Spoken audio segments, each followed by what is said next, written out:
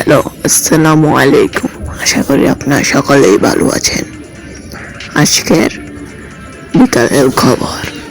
ছাত্র জনতার ব্যাপক বিক্ষোভের মুখে প্রধানমন্ত্রীর পদ থেকে ক্ষমতাচ্যুত হয়ে গত আগস্ট মাসের শুরুতে শেখ হাসিনা পালিয়ে ভারতে চলে যান।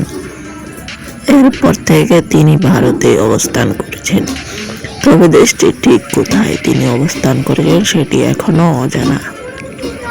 এছাড়া হাসিনা ইস্যুতে ভারত সরকারও নীরব। এমন অবস্থায় গত 18 সেপ্টেম্বর ব্রিটিশ সংবাদ মাধ্যমে ফিনান্সিয়াল টাইমস জানিয়েছে,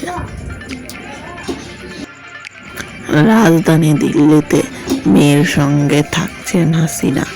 এমনকি তাকে তার দলবল নিয়ে দিল্লির অন্যতম অভিজাত পার্ক লোধি গার্ডেনও ঘুরতে দেখা গেছে সাবেক এই প্রধানমন্ত্রীকে। এই নিয়ে আপনাদের কি মতামত কমেন্টে জানিয়ে দেবেন। এরকম ভিডিও পেতে চ্যানেলটাকে সাবস্ক্রাইব করে পাশে থাকুন। সময় সংবাদ, নারায়ণগঞ্জ।